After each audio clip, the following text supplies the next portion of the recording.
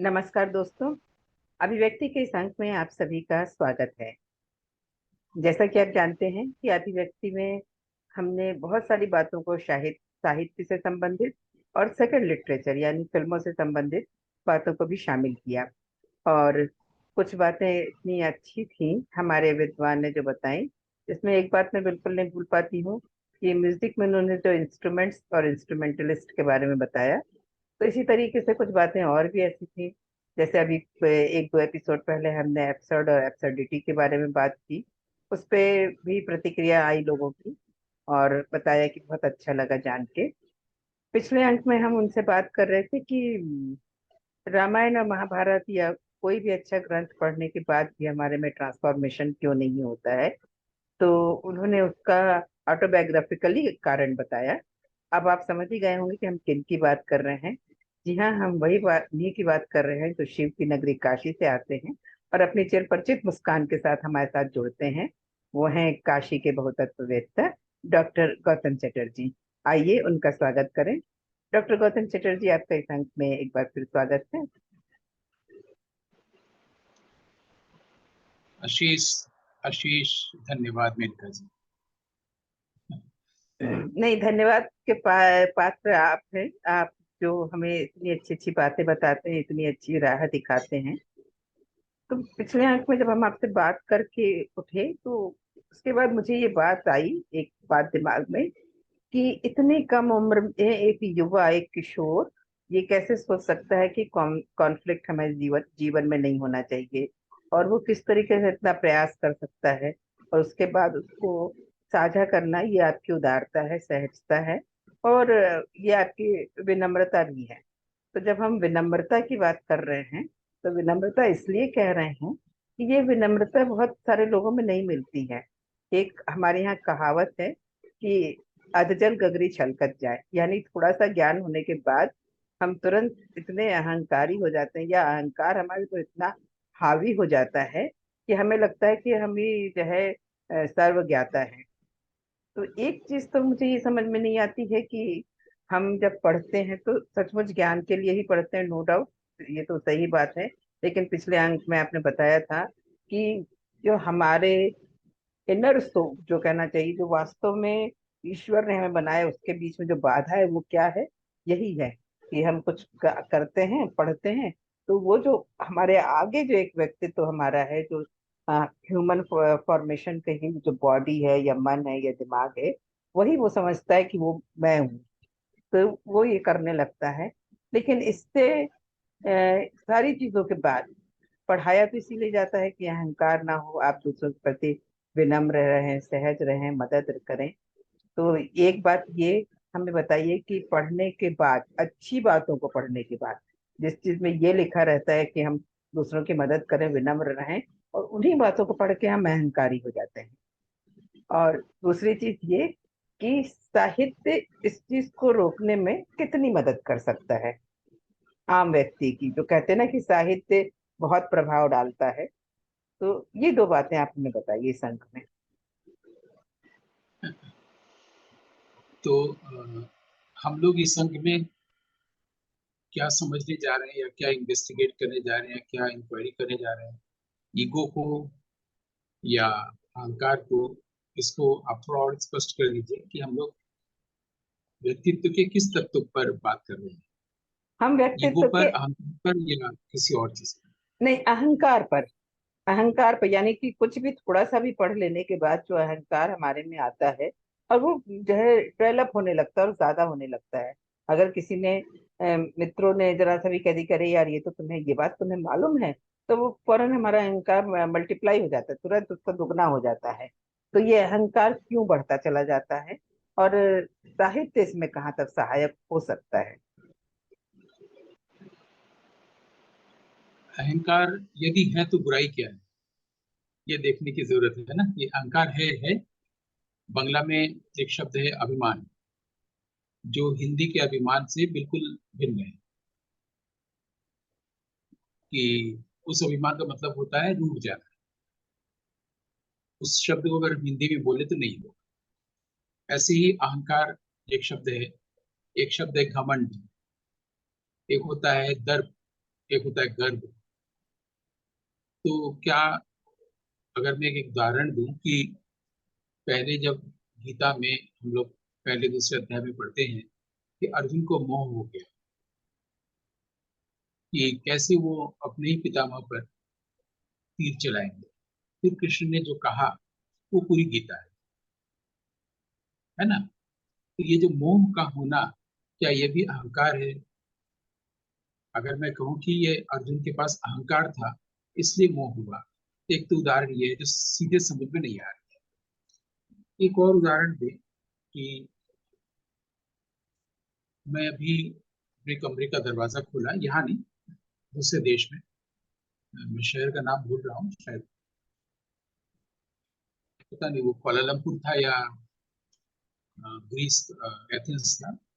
मैं कमरे में एंटर कर रहा था तो एक छोटी सी छिपकली, छोटी सी मैंने एक बच्चा दरवाजे के पास थी। अगर मैं दरवाजा खोलूंगा तो उसको लग जाएगा।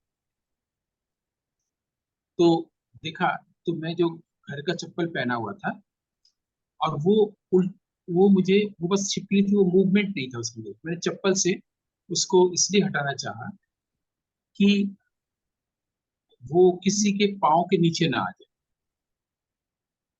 ये परवाह जो है, ये तो प्रेम है। लेकिन जब मैंने इसको हटाने की कोशिश की तो उसमें मूवमेंट हुआ, तो पता चला कि वो जीवित है और वो उल्टी है। ये भी दोनों चीज एक साथ पता चली कि उल्टी है और मूवमेंट है। लेकिन उल्टी तब होती है जब वो बिल्कुल वो मृत हो जाती है। लेकिन अभी भी थोड़ी सी जान बची है, लेकिन वो बच्ची थी, चाइल्ड था वो छिपकली। इतना मुझे पता चला कि पैर के नीचे ना आए, इस इतना हुआ। अब मैं उसको साइड में करने लगा था कि दरवाजा खोले या बंद करे। फिर चप्पल से मैंने 4-5 बार, घर का जो चप्पल होता है, उसको हटाने की कोशिश की पूरी ताकत से, और ऐसा लग रहा था जैसे इसको टच ही नहीं कर रहा अरे ऐसा कैसे? है ना। हाँ, मतलब चप्पल उसको छू ही नहीं रहा है, ऐसा लग रहा था। मैंने हर तरह से कोशिश की कि साइड में हटा दे ताकि वो पाँव के नीचे ना आए। फिर अचानक मैंने थोड़ा सा प्यार के साथ उसको धीरे से हटाने की कोशिश की, और वो साइड में हट गया। फिर उल्टा भी हो गया, फिर चलने भी लगा। और मुझे अभी तक यकीन है कि वो जिस मेज के नीचे गया, वहां से वो अदृश्य हो गया होगा। वो छिपकली थी ही नहीं। वो बताने की कोशिश कर रही थी कि तुम्हारे अंदर एरोगेंस है, अभी भी तुम जिसको प्रेम समझ रहे हो। प्रेम का अगला चरण ये है, वहां पर तुम प्रेम नहीं है। पहला तो ये था कि डर नहीं है, तो ये हुआ कि पाँव के नीचे ना आ जाए, ये प्रेम की पहली अवस्था है। उसके बाद एरोगेंस है, तुम इसको साइड में ऐसे हटा रहे हो जैसे कि वो ठोकर से हटाने की चीज है। जैसे ही प्रेम का भाव आया और मैं हटाया, तो वो उल्टा उल्टी भी हो गई, सीधे हो गई मतलब, और चलने भी लगी, वो नॉर्मल। और मुझे पूरा यकीन हो गया कि वो एरोगेंस के कारण मैं उसको हटा नहीं पा रहा था। प्रेम का अगला चरण, वहां पर प्रेम नहीं था। और अब वो अदृश्य जरूर हो गया होगा, क्योंकि ये परीक्षा होती है व्यक्ति की। वो तो जो जिसने परीक्षा लिया उसने वो रूप लिया था छिपकली का। और अदृश्य इसलिए हो गया क्योंकि वो अदृश्य हमेशा के लिए है हमारे पास, जिसको हम लोग एक अस्तित्व बोलते हैं या ईश्वर बोलते हैं। तो ये इस तरह के प्रकरण हम लोग को मेटाफोरिकली बहुत बार समझाया भी जाता है। हम लोग पढ़ते हैं, जैसे हम लोगों ने ये पढ़ा है कि जब हस्तिनापुर में युद्ध को विराम हो गया, पांडव लोग जीत गए, तो भीम जो है वो गदा लेके लौट रहे थे, और उनके मार्ग में, रास्ते में, एक बहुत ही दुर्बल, कृषिकाय, बल्कि मृत्यु प्राय एक बंदर लेटा हुआ था सड़क पर, और जिसको देख के लग रहा था कि वो बहुत बीमार है। तो भीम उसको गंदी गदा से हटाना चाहा, हटो मेरे रास्ते से। बल्कि हटाना भी नहीं चाहा, उसको ये पहले ही बोला कि तुम मेरे रास्ते में हो, देख नहीं रहे हो कि मैं कौन आ रहा हूँ, मेरे रास्ते में पड़े हो। तो उसने बोला कि मेरे से तो बोला भी नहीं जा रहा है, मेरे शरीर में ताकत नहीं बची है, आप तो पराक्रमी है, महाबली है, आप ही हटा दीजिए। तो भीम ने उसको अपनी गदे से हटाना चाहा। तो गदा है, एक बार में ऐसे करेंगे वो किनारे चला जाएगा। एक बार किया, 2 बार किया, पूरी ताकत लगा दी, पूरे 2 हाथ से पकड़ के उसको हल्का से हिला भी नहीं पाए।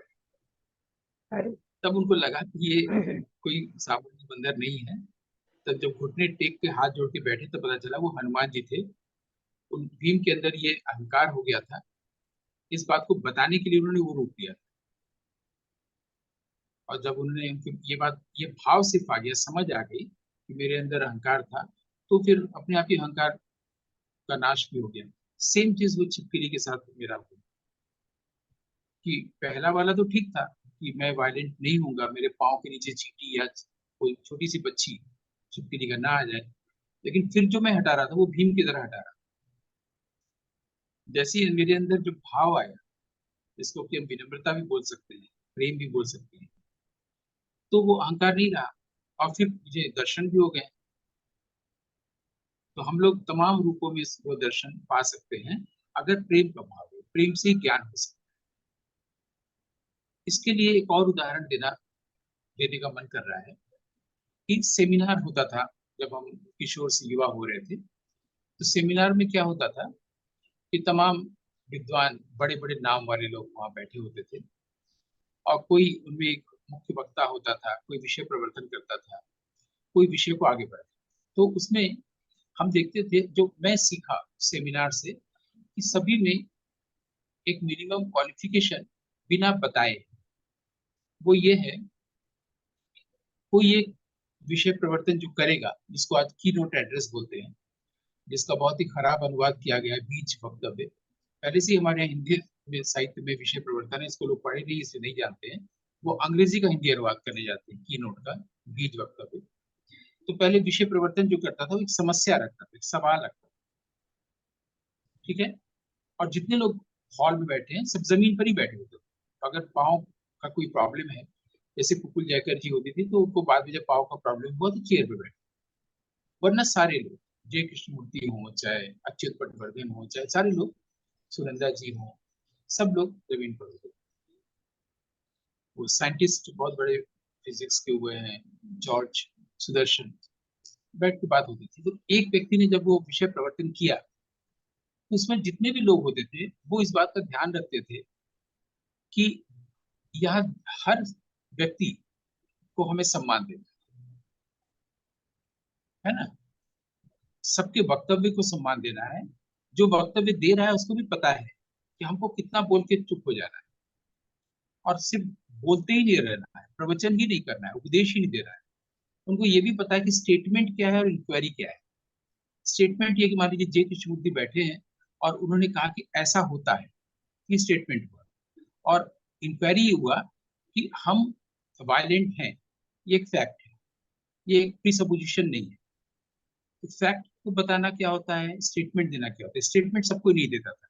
स्टेटमेंट जो उसमें सबसे ज्ञानवान है, जैसे कि जय कृष्णमूर्ति को माना जाता था, या आनंदमयी आश्रम में जब सत्संग शाम को होती थी, उसमें भी मैं ये देखता था। तो लोग जानते थे कि आनंदमयी माँ ने सत्य का साक्षात्कार किया है, तो स्टेटमेंट वो दे सकते हैं। वैसे जय कृष्णमूर्ति के बारे में लोग जानते, लेकिन जय कृष्णमूर्ति इनवाइट करते थे इंक्वायरी के, स्टेटमेंट वो भी नहीं देते। अब वहां पर दो व्यक्तियों के बीच में बहस भी हो सकती है अपने अपने विचार को लेकर। तो अगर वो बहस में उलझ गए, उनको ध्यान नहीं है, तीसरा व्यक्ति कुछ ऐसी बात करता था कि जो मूल विषय को फिर आगे बढ़ाता था।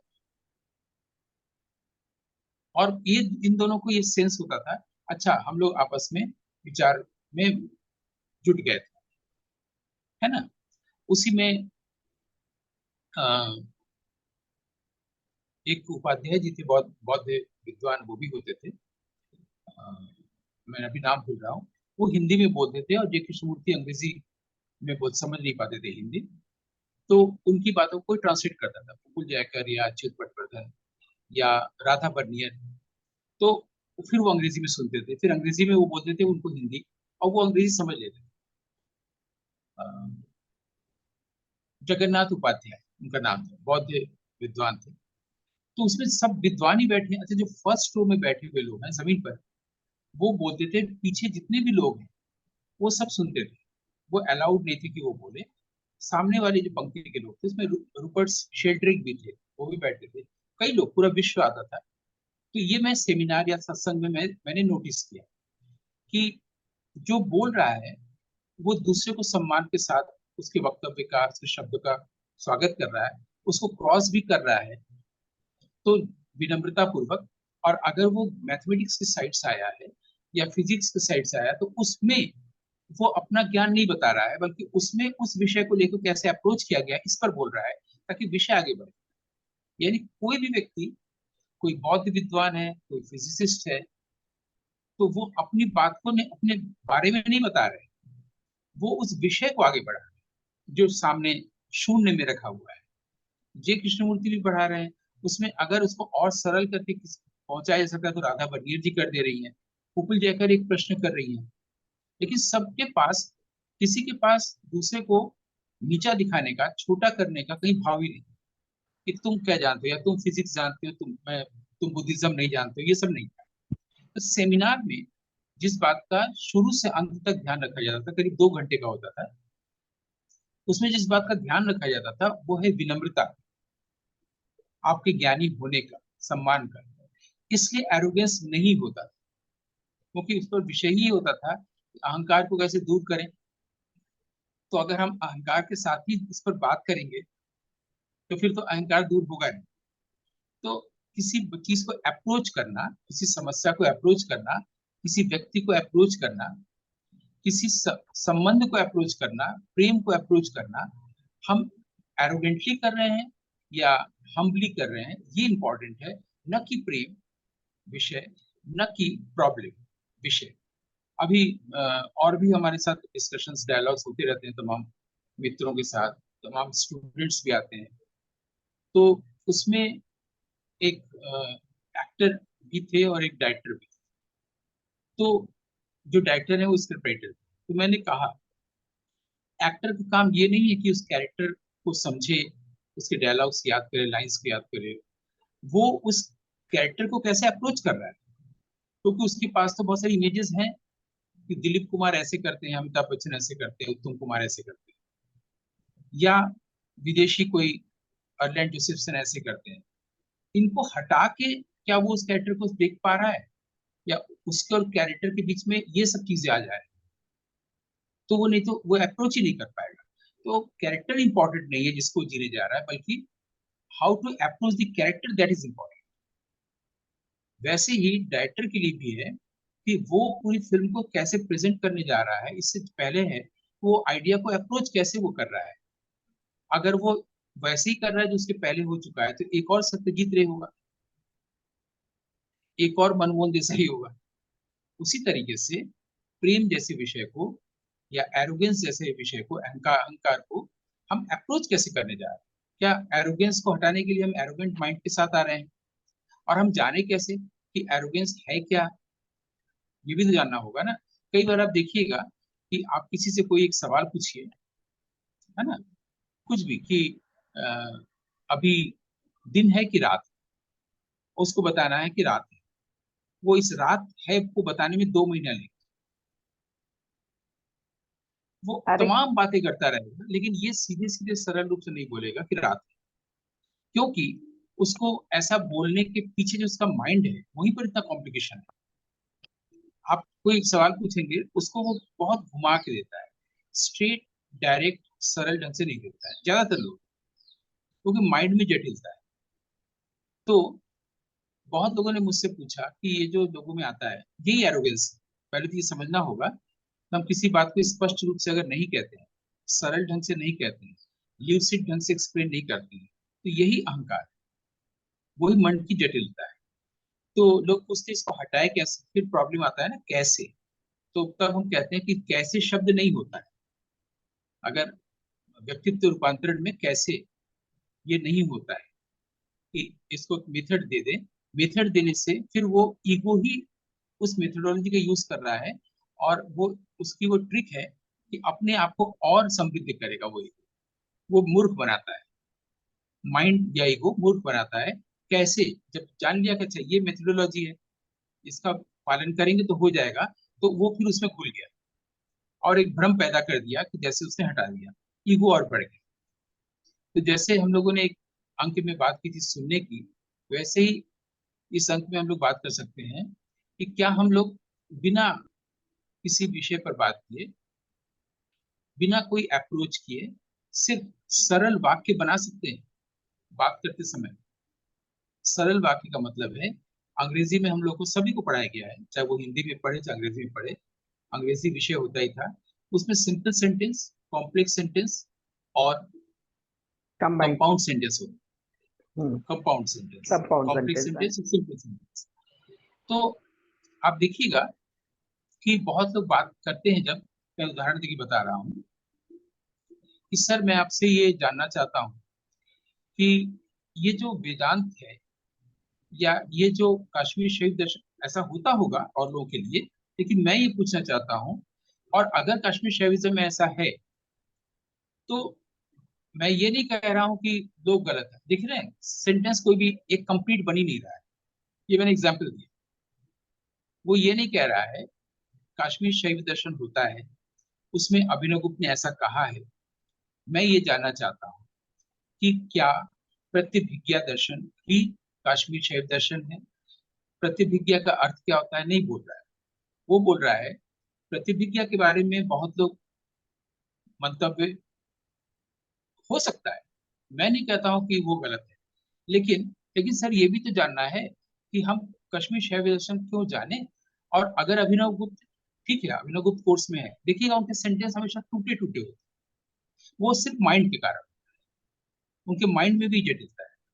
तो अगर हम सेंटेंस कॉम्प्लेक्स नहीं बोले, कंपाउंड नहीं बोले, और सिंपल सेंटेंस बोले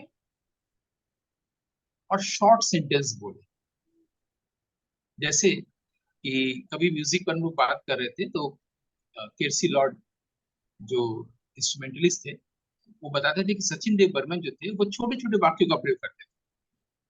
वो म्यूजिक के अरेंज के लिए, या वो जो म्यूजिक बना रहे हैं सिचुएशन क्या है उनको डायरेक्टर ने कैसे समझाया, वो बोलते थे एक पार्क है, उसमें प्रेमी प्रेमिका आते हैं, गाना होता है। तो वो बताते थे कि बहुत छोटे, हम लोग उसको साथ साथ जोड़ते थे उनके साथ, कि एक पार्क है जी दादा, उस प्रेमी प्रेमिका आते हैं जी दादा, गाना होता है जी दादा। तो ऐसे बात होती थी, छोटे सेंटेंस। तो छोटे वाक्य और सरल वाक्य जैसे ही हम बोलने जाते हैं तो प्रॉब्लम कहाँ आती है, आप अनुमान लगा सकती हैं?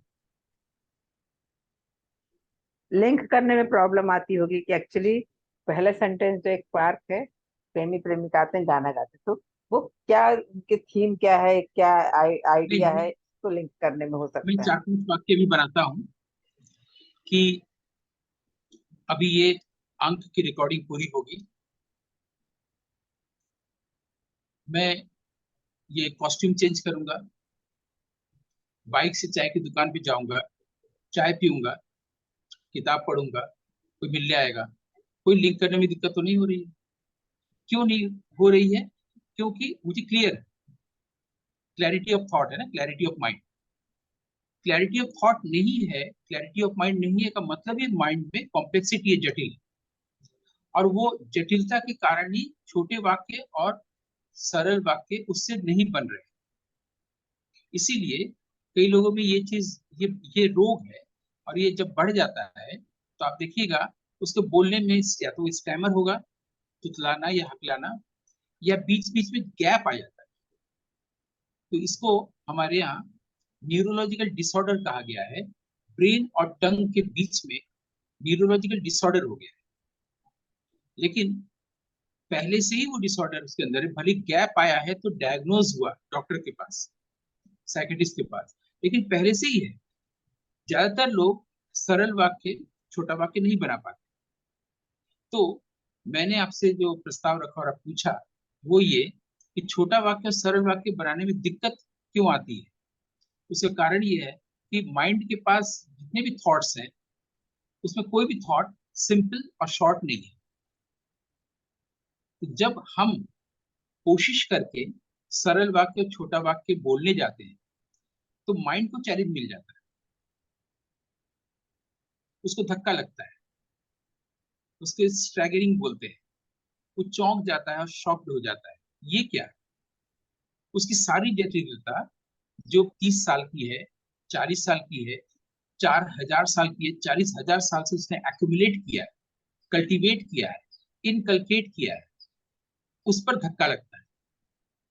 तो जब हम छोटा वाक्य सरल वाक्य बोलने जाते हैं सिर्फ, और उसमें अपने विचार को आप तक पहुंचाने जाते हैं, तो हम मन को मजबूर कर देते हैं कि वो अपनी जटिलता, अपनी संश्लिष्टता छोड़े और सरल।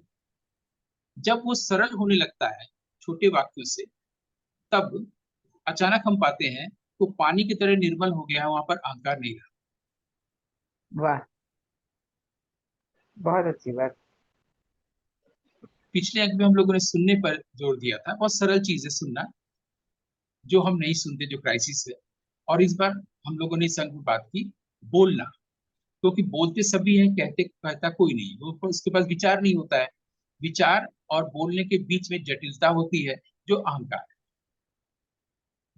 बिल्कुल, मतलब ये इसीलिए आप आपने। देखिएगा, जब बहुत लोग अंग्रेजी बोलते हैं, है ना, हमारे देश में तो इतना ही हो जाता है कि अगर कोई अंग्रेजी बोलता है उसका सब काम हो जाता है।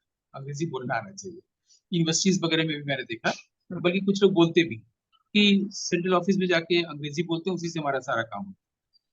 लेकिन अगर आप गौर से देखिए, ज्यादातर लोग अंग्रेजी बोलते हैं, अंग्रेजी में कुछ कहते नहीं है, कहने के लिए कुछ है ही नहीं है।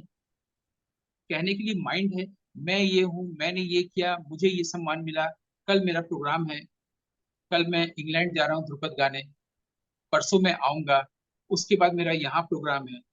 उस वक्त कहने के लिए कोई विचार नहीं है, वो अपना टाइम टेबल बता रहा है अंग्रेजी में, है ना। तो भाषा, हमारे यहाँ शायद आपसे ही हमने चर्चा की थी, हमारे यहाँ एक ग्रंथ है, ये दृग्य दृश्य विवेक, उसमें उसको एक नाम दिया गया है वाक्य सुधा। तो मुख, जो हमें मुख सुख के लिए ना बोल के मुख शुद्धि के लिए बोले, तो वाक शुद्धि होगी, फिर वाक सिद्धि होगी। इसका आसान सा रास्ता है सरल वाक्य छोटा वाक्य। मास कम्युनिकेशन डिपार्टमेंट में मैं यहाँ से पढ़ाना शुरू करता था first semester. Simple sentence, short sentence. अगर आप अपने लेख को, हिस्से को, अपनी बात को 100 शब्दों में नहीं कह सकते, 50 शब्दों में नहीं कह सकते, तो आप 5,000 शब्दों में भी नहीं कह पाएंगे। ये पहला पाठ में पढ़ाता था, तो मैं उनसे कहता था 50 शब्दों में लिखिए। तो उसमें बहुत सारे विद्यार्थी मुझसे रिक्वेस्ट करते, सर थोड़ा और बढ़ा दीजिए शब्द संख्या, तो उसको 100 कर देते थे। लेकिन एग्जामिनेशन में भी जब हम लोग क्वेश्चन पेपर हम बनाते थे, उसमें हम लिख देते थे 300 शब्दों में। हर क्वेश्चन के बगल में शब्द लिख देते थे, 250 शब्दों में कहें, 400 शब्दों में कहें। तो उसमें क्या होता है, आप कंसाइज कर पाते, इंसिसिव, फोर्सफुल, उसमें इंटेंसिटी बढ़ती है। तो प्रिसाइज लिखना क्या होता है, कि बचपन में हम लोग को भी प्रेसी राइटिंग में सिखाया जाता था। तो प्रेसी राइटिंग क्यों है मुझे समझ में नहीं आता था, वो अब हम खुद ही पढ़ाते हुए, अब तो छोड़ भी दिए हैं, तो ये सब बातें आती थी। सरल वाक्य, छोटा वाक्य, आपका मन अपने आप सरल हो जाएगा, अहंकार चला जाएगा। बिल्कुल। जब आप ये बता रहे थे, तो जब मैं मास्टर्स कोर्स कर रही थी, तो एक कपूर सर थे, उन्होंने भी यही बात कही थी, मुझे उनकी याद आ गई कि वो कहते थे कि बोलने में ही नहीं, लिखने में भी आप छोटे सेंटेंस लिखिए, शॉर्ट सेंटेंसेस, विटी सेंटेंसेस। बोले कि जब हम लंबा लिखते हैं, तो जो रीडर है उसने पहले क्या पढ़ा शुरुआत में, जैसे बहुत सारे लोग कॉमा एंड वेचर ये सब करके आगे सेंटेंसेस को कॉम्प्लेक्स बनाते जाते हैं, जो इस तरीके के सेंटेंस होते हैं। तो उन्होंने ही बताया था कि रीडर भूल जाता है कि उसने शुरू में क्या पढ़ा, और इतना लंबा सेंटेंस हो जाने पे वो फिर समझ नहीं पाता है कि हम क्या पढ़ रहे थे, क्या पढ़ते हुए आ गए। तो ये आपकी बात मुझे तो ये बहुत अच्छी लगी कि हमने आपसे प्रश्न किया था कि साहित्य कैसे मदद करे। तो वो शायद मेरा प्रश्न इररेलेवेंट था कि साहित्य नहीं मदद कर सकता है, हम सचमुच छोटे सेंटेंस बोलें, विटी सेंटेंसेस बोलें, तो हम अपने आप सहज सरल हो जाएंगे। ये तो बिल्कुल। साथ ही उस वाक्य में ये भी जोड़ने की जरूरत है कि छोटे वाक्य में और सरल वाक्य में जो शब्द का प्रयोग करें, वो एप्रोप्रिएट हो, एप्ट हो। जैसे अभी हम लोग अहंकार बोल रहे हैं और एरोगेंस बोल रहे हैं। एरोगेंस के लिए अहंकार नहीं है, अहंकार के लिए ईगो है। एरोगेंस के लिए हिंदी में अहंग मन्यता। जब हम सही शब्द बोलने जाते हैं तो सुनने वाले को कठिन लगता है, बोलता है तुम बहुत कठिन बोलते हो, कठिन लिखते हो। बोलिए, कोई प्रॉब्लम नहीं, क्योंकि एप्रोप्रिएट वर्ड है, उसको समझा दीजिए। अहंग मन्यता क्या होता है, डिप्रेशन क्या है, अवसाद है। मनोग्रस्तता क्या है, उसका अंग्रेजी क्या है, सब बनाया हुआ है सब चीजों का। ईगो अहंकार, एरोगेंस अहंग मान्यता, स्ट्रेट जवाब नहीं देना, विनम्र नहीं होना, विनम्र नहीं होना यानी सामने वाले का असम्मान करना। तो सरल वाक्य, छोटा वाक्य और उपयुक्त शब्दों का प्रयोग। तो हमें आप चलते चलते एक बात ये भी बताइए कि जो आपने छोटे वाक्य जो है सरल वाक्य कहे, तो एक तरह से ये भाषा से जुड़ा हुआ है, लैंग्वेज से जुड़ा है। कोई ऐसी फिल्म जो जिसमें भाषा पे बड़ा जोर दिया गया हो और आपको बहुत अच्छी लगी हो? ऐसा है कि जो स्क्रीन प्ले और स्क्रीन राइटिंग होता है, स्क्रीन राइटिंग में ही इस बात का लेखक ध्यान रखता है। हमें कैसे पता, हम तो स्क्रीन उसका स्क्रीन राइटिंग या स्क्रीन प्ले पढ़ने नहीं गए हैं, फिल्म देख के ही पता चलेगा। तो जब आप ऐसे क्लासिक फिल्म मेकर का, पोएटिक फिल्म मेकर का, एक ग्रेट मास्टर्स की फिल्म देखते हैं, तो पता चल जाता है कि उसने स्क्रिप्ट लिखते समय छोटे वाक्य सरल वाक्य का प्रयोग किया है। जैसे ब्रेसॉन की आप कोई एक फिल्म देखिए, मैं एक फिल्म का नाम लूंगा, ए मैन एस्केप्ड। देख के लग रहा है कि उसमें छोटे वाक्य और सरल वाक्य का प्रयोग किया गया। ऐसे ही बर्गमैन की कोई फिल्म, बार बार मैं बर्गमैन, किस्लॉवस्की, टार्कोवस्की की बात लाता हूँ, क्या ग्रेट मास्टर्स की बात करनी होगी। आप जा रेनुआ की फिल्म देखिए, जो भारत में जिसका शूटिंग, भारत में शूटिंग हुई थी, राधा बर्नियर ने उसमें एक्टिंग किया था, राधा नाम ही था उसका। तो आप देखिएगा कि दृश्यों को इतने सरल ढंग से कंपोज किया गया है। उसका कारण है कि स्क्रीन राइटिंग सरल हुई है, वाक्य छोटे छोटे लिखे गए हैं। ऐसे ही एक फिल्म बनी थी, पीटर ब्रूक ने बनाई थी, महाभारत फिल्म, पूरे विश्व से एक्टर्स लेके। आप उसके सीन भी देखिए, उसके वाक्य जो है छोटे हैं, सरल, क्लियर है, फोर्सफुल है, इंसिसिव है। बिल्कुल। और जब आप ये बात कह रहे थे, तो जैसे ही आपने ये बात कंप्लीट की कि छोटे हैं सरल हैं, तो अचानक से मुझे, मैं कहीं पढ़ रही थी, तो उसमें ये दिया था कि एक गीत ऐसा है जिसका मुखड़ा सबसे छोटा है। मतलब स्टार्टिंग दो लाइन होती मुखड़ा, और वो गीत है आएगा आने वाला। उसमें केवल ये और दो। आपको जानकर आश्चर्य होगा, ये जो आएगा आने वाला है, ये गीत सबसे पहले इस लाइन को कमाल अमरोही ने लिखा था। जब महल फिल्म बन रही थी, खेमचंद्र प्रकाश म्यूजिक दे रहे थे, ये वाक्य उन्होंने पहले लिखा था, कमाल अमरोही ने। छोटा क्या, सरल। बिल्कुल। तो आज छोटे और सरल वाक्य पे हमने जो बात की, तो सचमुच मन खुश हो गया, बहुत अच्छा लगा सुनकर। और अपने दर्शकों की तरफ से आपको हृदय से धन्यवाद देते हैं, डॉक्टर गौतम चटर्जी। हम अब अपने जीवन में भी ये कोशिश करेंगे कि छोटे वाक्य, सरल वाक्य बोलें, जिससे कि मन सहज हो जाए, सरल हो जाए। और ये सचमुच बहुत अच्छा तरीका है। अब किन शब्दों में इन चीजों को कहें तो वाक्य लंबे हो जाएंगे, इसलिए बहुत बहुत धन्यवाद। इस अंक का हम यही समापन करते हैं, लेकिन ये अंक ऐसा लगा कि सबसे अलग था, जिसमें सुझाव चाहे साहित्य से ना लेके आपने एक छोटे से वाक्य से दे दिया, और वो वास्तव में प्रैक्टिकली बहुत सही है। आपका अभिनंदन, हमारे सभी दर्शकों श्रोताओं का अभिनंदन, इस समय का अभिनंदन, और इस यहीं पर जो जो प्रकाश है, जिसकी वजह से हम लोग बोल सुन पा रहे थे, उसका भी अभिनंदन। धन्यवाद। तो दर्शकों, मित्रों, हम अगले अंक में अपने विद्वान मित्र गौतम जी के साथ आपसे फिर मिलेंगे। तो तब तक के लिए हमें अनुमति दीजिए। नमस्कार।